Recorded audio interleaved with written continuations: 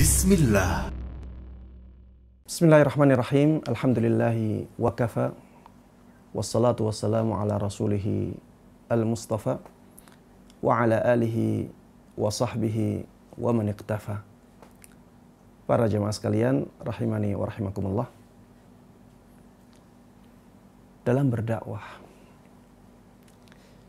jangan sampai kita lupa untuk berdoa kepada Allah Subhanahu wa ta'ala. Jangan sampai kita mengandalkan usaha lahir kita, tapi kita lupa untuk memohon kepada Allah Subhanahu wa ta'ala agar dakwah kita berhasil, agar dakwah kita diterima oleh masyarakat, agar dakwah kita diberkahi oleh Allah Subhanahu wa ta'ala. Lihatlah Rasulullah sallallahu alaihi wasallam. Beliau selalu berdoa untuk dakwahnya. Padahal kita tidak ragu lagi bagaimana akhlak beliau. Kita tidak ragu lagi bagaimana kefasihan beliau ketika menyampaikan pesan kepada orang lain. Kita tidak ragu lagi banyak hal yang menjadikan beliau sangat menarik bagi para audiennya.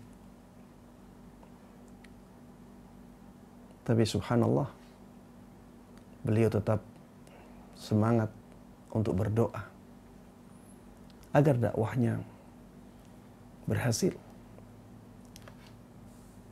agar dakwahnya diterima oleh masyarakat beliau. Beliau sebelum masuk Islamnya, sahabat Umar ibn al-Khattab radhiyallahu ta'ala anhu sering berdoa. Apa doa beliau? Beliau berdoa, Allahumma a'izzal Islam bi ahabbi hadhaini rajulain, bi ahabbi hadhaini rajulaini ilaik, bi Abi Jahal atau bi Umar bin al-Khattab.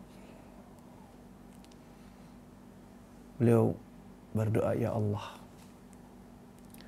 kuatkanlah agama Islam dengan salah satu dari dua orang yang engkau paling cintai, antara Abu Jahal dengan Umar ibn al-Khattab.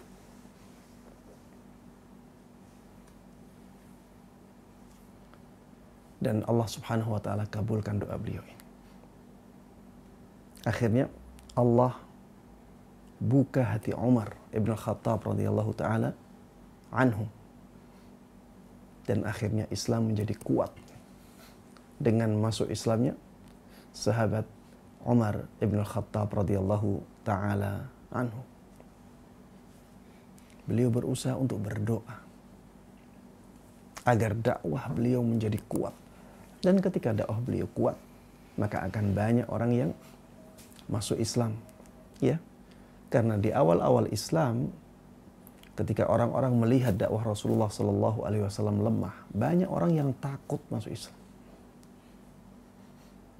Karena kalau ada orang masuk Islam akhirnya diboikot, diganggu. Kalau orang sekarang mungkin dibully. Itulah keadaan di zaman itu. Ketika dakwah beliau masih lemah. Backingnya masih lemah.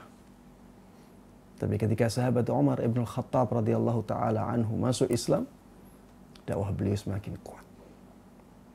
Sehingga banyak orang yang berani untuk masuk Islam. Rasulullah sallallahu alaihi wasallam pernah berdoa untuk ibunya sahabat Abu Hurairah radhiyallahu ta'ala anhu. Sahabat Abu Hurairah ketika masuk Islam, ibunya masih kafir. Dan beliau dengan sabar mendakwahi ibu beliau. Suatu ketika, ibunya sahabat Abu Hurairah radhiyallahu ta'ala anhu mengatakan kata-kata yang sangat tidak pantas untuk Rasulullah Sallallahu Alaihi Wasallam. Ya, jadi beliau mungkin sedang marah. Ya, ini di rumah ya, di rumahnya sahabat Abu Hurairah. Mungkin ibunya sedang marah, akhirnya ibunya sahabat Abu Hurairah mengatakan kata-kata yang tidak pantas tentang Rasulullah Sallallahu Alaihi Wasallam. Akhirnya sahabat Abu Hurairah radhiyallahu taala anhu menangis, mendatangi Rasulullah Sallallahu Alaihi Wasallam, menceritakan kejadian yang terjadi di rumah beliau. Akhirnya sahabat Abu Hurairah radhiyallahu taala anhu memohon kepada Rasulullah sallallahu alaihi wasallam agar beliau mendoakan ibunya, agar dibukakan hatinya untuk menerima hidayah Islam. Dan Rasulullah sallallahu alaihi wasallam bersedia. Akhirnya beliau doakan ketika itu juga. Mendapat doanya Rasulullah sallallahu alaihi wasallam, sahabat Abu Hurairah sangat senang sekali, sangat bahagia. Beliau langsung pulang. Dan didapatinya ibunya ketika itu sedang mandi. Dan melarang sahabat Abu Hurairah untuk masuk rumah. Dan ini sesuatu yang tidak biasa terjadi pada ibunya. Setelah selesai mandi, ibunya mengatakan, saya masuk Islam. Dengan berkah doanya Rasulullah Sallallahu Alaihi Wasallam. Ini termasuk di antara ya usaha untuk berdoa dalam berdakwah kepada Allah Subhanahu wa taala. Rasulullah sallallahu alaihi wasallam pernah berdoa untuk satu kabilah dan akhirnya kabilah tersebut masuk Islam. Beliau pernah berdoa, Allahumma hdi Thaqifah. Ya Allah, berikanlah hidayah kepada kabilah Thaqif. Dan subhanallah, Allah kabulkan doa beliau. Kabilah Thaqif akhirnya masuk Islam. Beliau pernah berdoa untuk kabilah Daus. Beliau katakan, Allahumma hdi Dausan wa'ti bihim.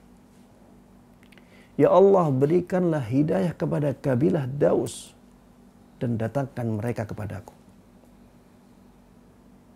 Dan akhirnya itu yang terjadi. Kabilah Daus datang kepada Rasulullah sallallahu alaihi wasallam, mereka masuk Islam. Rasulullah sallallahu alaihi wasallam pernah mengatakan, Allahumma ighfir liqaumi fa innahum la ya'lamun. Ya Allah, ampunilah kaumku, sesungguhnya mereka tidak tahu. Ya Allah, berikanlah ampun kepada kaumku karena sesungguhnya mereka tidak tahu. Mereka jahil. Seorang ulama besar yang bernama Al-Aini ketika mengomentari hadis ini, beliau mengatakan, ma'nahu ihdihim ilal Islam alladhi tasihhu ma'ahul maghfirah. Makna hadis ini adalah bahwa Rasulullah SAW meminta kepada Allah Subhanahu wa taala agar Allah memberikan hidayah kepada mereka sehingga mereka pantas untuk diampuni oleh Allah Subhanahu wa taala. Karena di dalam hadis itu Rasulullah mendoakan maghfirah untuk siapa? Untuk kaumnya. Dan kaumnya banyak orang kafir. Sehingga tidak mungkin dimaknai dengan makna yang tampak dari redaksinya. Kita tidak boleh memintakan ampun untuk orang-orang kafir. Maka kita harus bawa doa ini kepada makna yang benar. Allahumma ighfir liqaumi fa innahum la ya'lamun. Ya Allah, ampunilah kaumku, sesungguhnya kaumku ini orang-orang yang tidak tahu.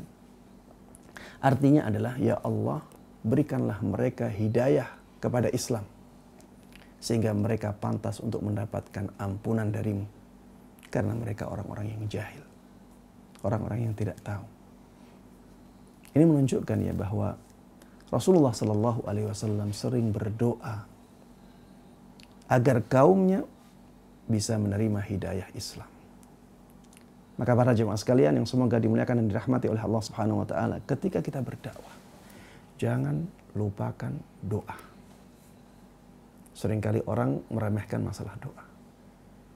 Selalu mengeluh, orang tua saya belum mengenal sunnah. Saudara-saudara saya belum mengenal sunnah. Masyarakat saya belum mengenal sunnah. Tapi kalau ditanya, sudah berapa kali mendoakan orang tuanya agar bisa menerima hidayah sunnah? Sudah berapa kali mendoakan saudara-saudaranya agar bisa menerima hidayah sunnah? Sudah berapa kali mendoakan masyarakatnya agar bisa menerima hidayah sunnah? Sudah berapa kali berdoa mudah-mudahan Allah menjadikan dia berhasil dalam berdakwah di kotanya? Sudah berapa kali dia berdoa mudah-mudahan Allah memberkahi dakwahnya? Kalau ditanya dengan pertanyaan-pertanyaan seperti itu, maka dia diam. Karena memang dia muqassir dalam masalah ini. Dia meremehkan masalah itu. Padahal doa ini merupakan senjata yang sangat kuat dalam berdakwah kepada Allah Subhanahu wa taala, dan itu telah dicontohkan oleh Nabi kita Muhammad sallallahu alaihi wasallam. Demikian jemaah sekalian, pesan singkat ini mudah-mudahan bermanfaat dan diberkahi oleh Allah Subhanahu wa taala, dan mudah-mudahan kita semuanya diberikan taufik oleh Allah Subhanahu wa taala untuk bisa dengan baik dan mudah menerapkan ilmu yang sampai kepada kita, dan juga bisa dengan baik dan mudah menyebarkannya kepada orang lain. Amin amin ya rabbal alamin. Wassallallahu wasallama wa baraka ala nabiyyina Muhammadin wa ala alihi wa sahbihi wa man tabi'ahum bi ihsanin ila yaumiddin. Alhamdulillahi rabbil alamin.